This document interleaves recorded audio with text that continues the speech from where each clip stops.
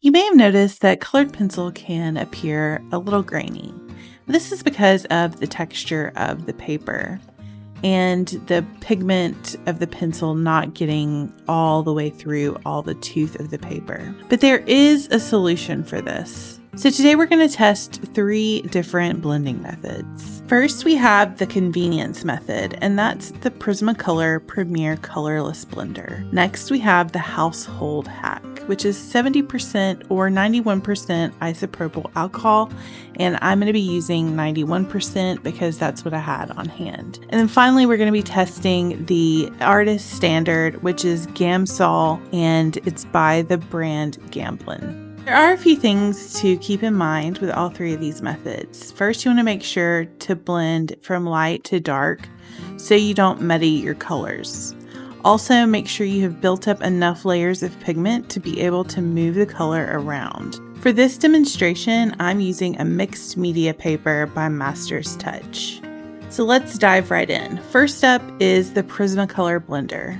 It uses a wax core with no pigment. With this method, you're physically crushing the paper fibers and moving wax around. Since it adds a layer of wax, it can make the surface look glossy, slippery, shiny, and that's because you're burnishing the paper. This can make it harder to add more color later. This method can also cause a chalky residue to form. However, this can be fixed by finishing your drawing with a workable fixative. This method is very travel friendly. You can take it with you. It's very convenient. It's not going to make a mess. It works well for smaller areas because you can sharpen it to a point. Next up is isopropyl alcohol. For this one, you'll want to use a small brush, and make sure to keep in mind that a little goes a long way. And like I mentioned, I'm using 91%. This is a mild solvent. This one breaks down the binder but evaporates very quickly, so you don't have to worry about accidentally smearing it and your paper doesn't stay wet for very long.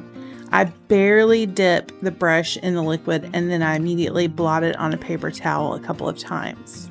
There is a bit of a learning curve, so make sure to practice before applying it to a project. It takes more work to get a perfectly smooth blend, and it can sometimes leave pools on the edge of the shapes if you use too much. Lastly, we have Gamsol. This is a professional grade, highly refined mineral spirit, and it is designed specifically to break down pencil wax or oil without damaging the paper fibers, like harsher solvents that you might find at like a hardware store. This one makes blending an absolute breeze. You'll want to brush and also make sure you don't get too much on your brush and always blot it on a paper towel before applying it to your drawing. This provides the most painterly look of all the methods. It doesn't add wax, so you can keep layering once it's dry, which takes about 2 minutes. With the alcohol and the Gamsol, you want to make sure that it is dry before you add more layers to it. So here's the final verdict. Travelers and beginners who want zero mess and total control over small details should go with the Prismacolor Premier Blender. If you're a student, beginner, or hobbyist on a budget and you want to experiment with liquid blending without buying specialty supplies, then I would go with isopropyl alcohol.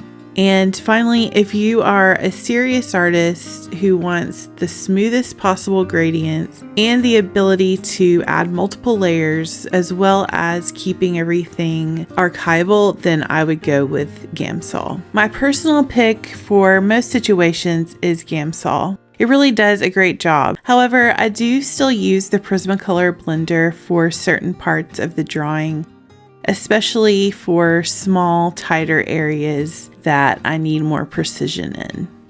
I finished this Celtic knot with Gamsol. Let me know in the comments if you've ever used any of these methods, which one you like best, or if there's one that you're going to try now that you've seen this.